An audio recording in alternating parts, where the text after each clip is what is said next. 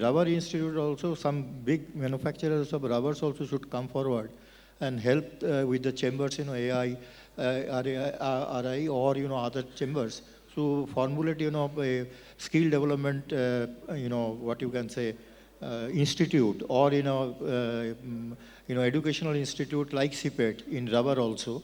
Then I think it will get, look forward, Yeah, I think for so. the At least, the CPET, plastic industry from the beginning, that industry is big, very big compared to the other right. industry. Some efforts are tried to make. Now, I so can that- only give one assurance to you. We are basically like FICCI or other chambers. We are also, discussing with the government for policy change or policy matters and what has to be done for the industry. I will definitely take forward, the rubber industries to the respective authority to help the rubber industries to make an institute for the rubber, professionals. That I will do. Thank you.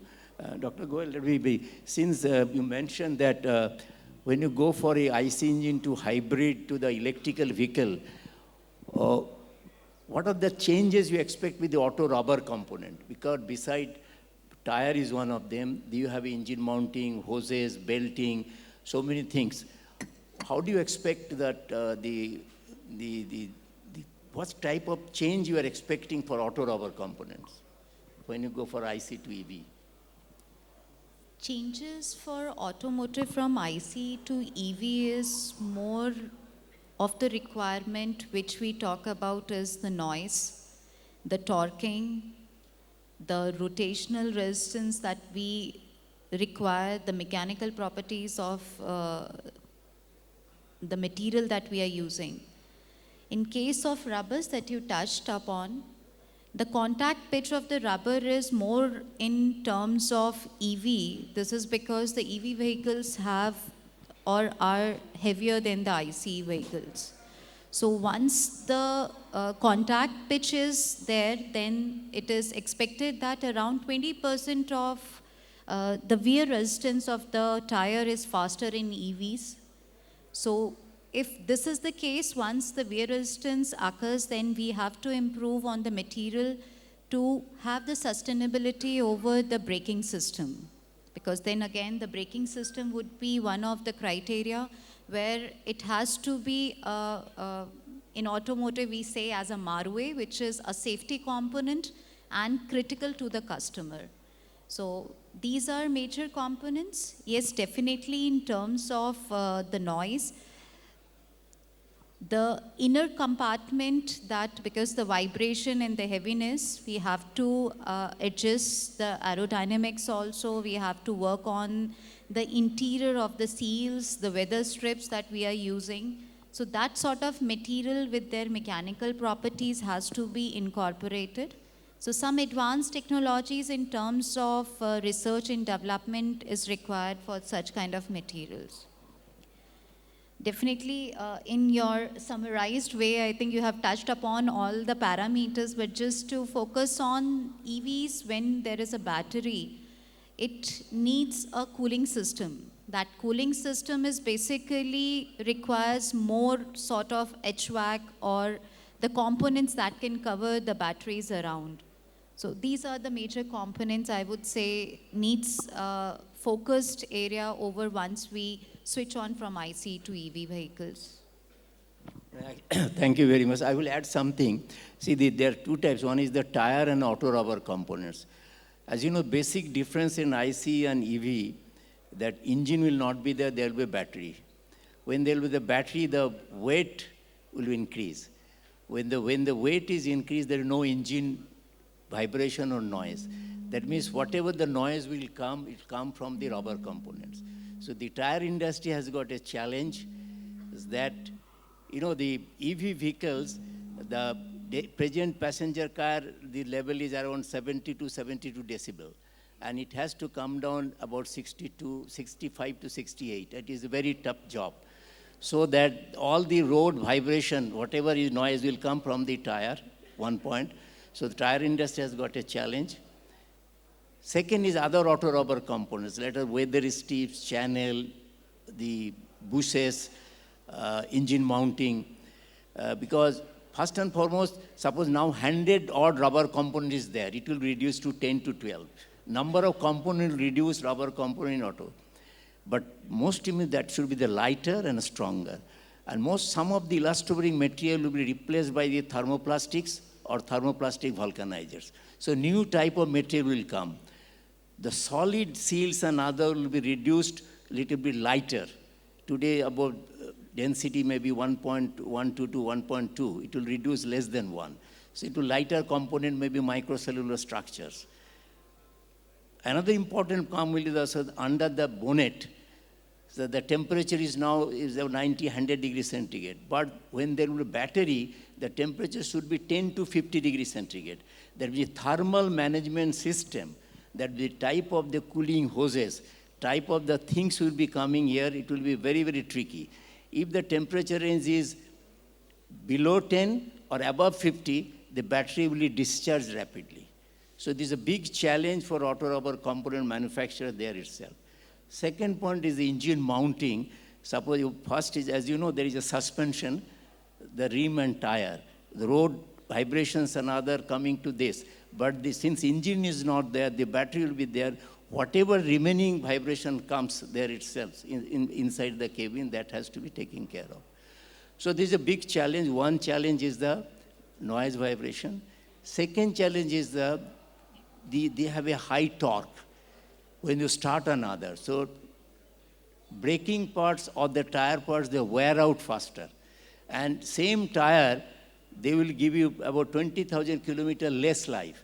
That means their compounds will be the much, more, the abrasion resistance compounds. Though you have to change the total rubber compounds differently. Maybe tire design will be changed. So any changing in the fuel system, suppose even the flexible fuel come, our Honorable Minister told we coming 10 to 20% of the flexible ethanol blending. In such cases also the type of the hoses and other will be different. So those who are supplying the auto rubber components near future, more and more specialty rubber will come into the pictures. More the EPDM, nitrile to HNBR or acrylic, certain fluorocarbon. So costly rubber number of rubber component will reduce, but the mostly costly rubber component will come into the pictures. So there is a big challenge for the rubber component supplier when you switch over perfectly EV vehicles. That is what my understanding is there itself. The next... Sir, just to add on into the thing, what has been explained by you is completely a new material that comes into the picture. And coming with the new material takes you with some challenges again. If it is the interior components, then we also talk about the volatile organic compounds. So incorporation of such kind of additives into to make the part coming up to its end application, then we have different ingredients into it. So those ingredients in terms of the flame resistance is also important. The VOCs, the SOCs which are being imparted out of I would say that it should be the interior compartments where the human safety is more important. So that is also needs to be taken care while producing such new raw materials for these parts. Absolutely correct. The material will be changed, material will be more lighter and stronger, new type of material. Now, Mr. Pandey, I have just questions. Now, since the requirement of the EV, especially the normal polybutadiene, normal SBR, what you are doing, emulsion to solution SBR. Now, solution SBR will come into the very picture beside the functional SSBR, and also the polybutadiene, what you presently are manufacturing, either the cobalt or the nickel, maybe the neodymium-based catalyst will require. Whole world-wise, they're coming. The solution for the EV tire material polymer changes, the functional is SSBR and the NDBR. Now, do you have a Reliance, has got a plan to do that one in India? So I'll take both separately, ND and SSBR. In terms of NDBR, our Hazira plant already is a plant that has capacity to produce NDBR. So it's a swing plant. It can produce NdBr as well as nickel Br. But only thing is that it cannot be operated in a switch on, switch off mode.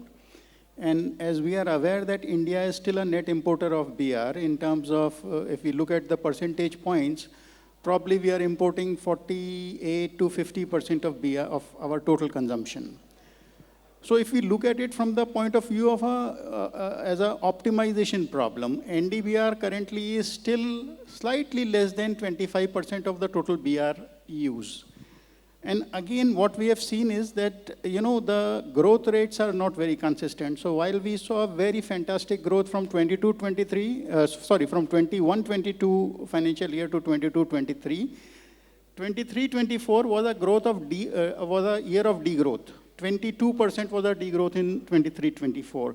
So from the optimization point of view, because, converting the plant at Hazira from Ni to Nd extracts a penalty in terms of productivity as well as, in terms of the total output that is going to come out. And since we are already an import-dependent nation currently, a big chunk of it, so we are operating with nickel currently, but we have that capability.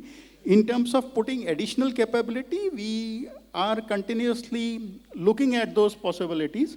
But as I said that, with this kind of variability, almost 30-35% growth in 1 year, and then 22% degrowth in another year, that is something I would like to qualify at this stage. Two, what Dr. Goyal was referring to. The future of mobility is still not very clearly laid out today in India.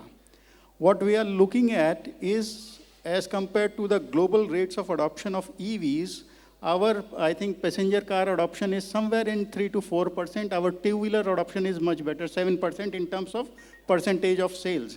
And if we look at in the recent past what has happened, I think you would validate this, but I believe that the hybrids in the last 3 or 4 or 5 months are doing better than the pure battery electric vehicles. And, one thought that comes to my mind is that the first electric vehicles that were put on road, probably as they approach the end of life, one issue that is coming up is the resale value of those electric vehicles, as well as the carbon intensity, natural gas and all those things that we can discuss, that which one is better. And what earlier Dr. Mukhopadhyay was sharing in terms of, the well-to-wheel concept, is an electric vehicle really an electric vehicle? So those challenges are there. So when we are looking at change of mobility, we are looking at, battery electrical vehicle, we are looking at plug-in hybrid, and then we are looking at fuel cell-powered electric vehicles.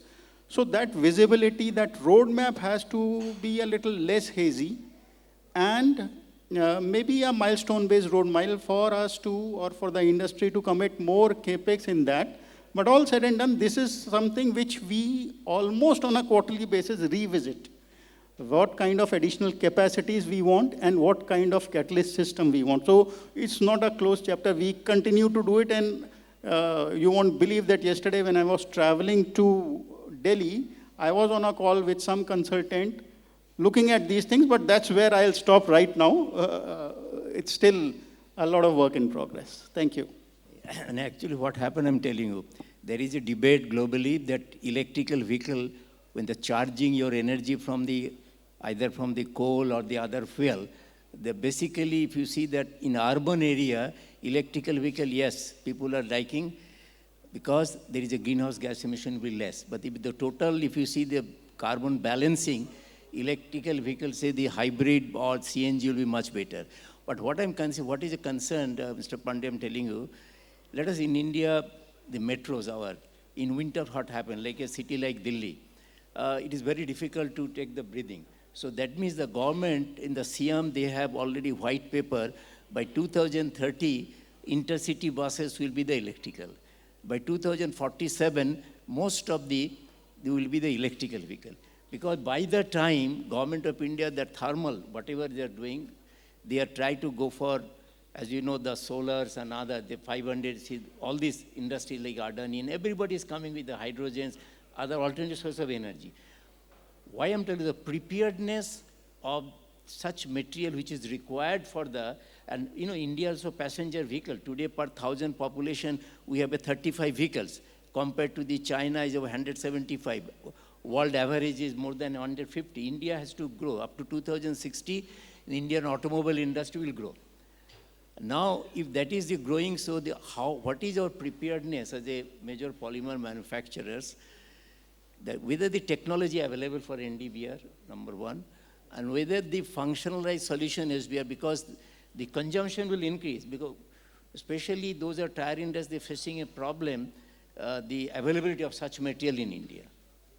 So again, the technology is available, the plant is in place, we can switch to NDBR when we want. Only thing is that it is not a switch on, switch off thing. That is important. So in a SBR plant, if I can move from say oil to non-oil, that kind of a switching is not possible.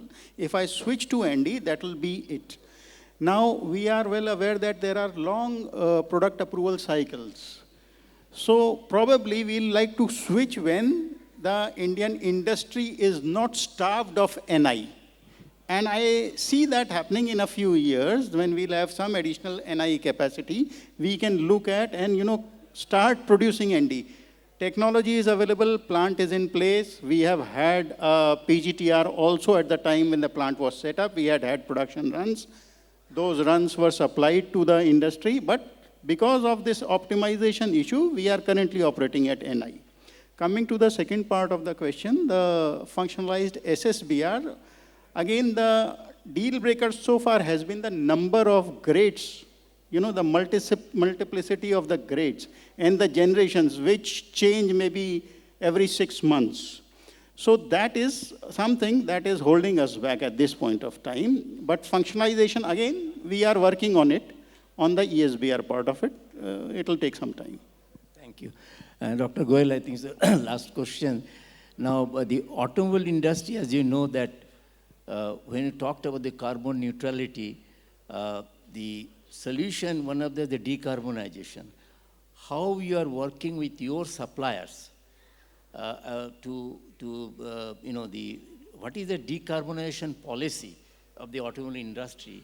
Because ultimately total chain we have to consider. Can you highlight briefly something? Regarding the policies that are into the picture right now, we have NEMMPP, which is National Electric Mobility Plans. Then we have CAFE norms as well coming into the picture. So the main area that you have touched upon, the suppliers or the complete value chain of the automotive industry, the strategies which has been taken into implementation by our supply chain is basically the awareness right now. Coming into the requirement, we are working with the suppliers in terms of getting a partnership, working and making them as a JVs. Decarbonization is a concept where we are educating in terms of the quality controls that has to be taken care by them. So it is not a straightforward to and fro system. It is going back to tiers and tiers and tiers and coming back as an assembly and then putting up into the vehicles. So such level of depth that we have to go into the suppliers' education is more important. Making them inform or aware about the regulations, the policies which are coming up, as we have already understood that it is a requirement of the industries that it should come up with the low emission efficiency improvements in terms of material changes and everything. So that is more important, and the important part is educating them, supporting them as a technical guidance or technical awareness with respect to how the new material should be developed so that it can fulfill the end application requirements. Apart than this, I would just add on a parameter that the sustainability material should be used into the vehicles. That can be, ELVs are one of the parameter where we say end of life vehicles going to a recycler, dismantling and then distributing the material. Currently, that scenarios needs more strong awareness. So the vehicles where we are putting up and using the sustainable rubber components specially, that has to be come back to the circularity. This is what we talk about and educate our suppliers to meet such kind of sustainable mobility parameters. No, actually, are you asking, because, as you know that, when you say that tomorrow, what is the sustainable material or renewable material content in the rubber product? That is the things coming. You have to, today, let's be very clear, they're like ISO 9000, ISO TS 16949, there is one certification is coming, International Sustainable Carbon Certification, ISCC. Now, if you want to export, or even this automobile industry will ask, even the tire industry ask with the rubber material suppliers, that ISCC certification, that means your manufacturing process, your materials, like a natural rubber is a sustainable material. Now, if you say that sustainable materials and natural rubber supplier also, they have to consider also the ISCC certification. ISCC certification is not only during manufacturing, the energy source, how much percentage of your renewable energy is there. Second is how much percentage of materials is based on the let us consider bio oil, silica from rice husk, recycled carbon black, either reclaim or devulcanized rubber, or let us, they also call microfine cram. So how much recycled content, renewable content in rubber product they are using. The ISCC certification, they will come, they check. Then you can say that, yes, we are working towards sustainability or circular economy. So this will be the big challenge is coming, so we have to prepare for them. With these few things, I think so we can open for the audience or the delegates for any questions coming. So the experts, they will be able to answer that one. Yeah.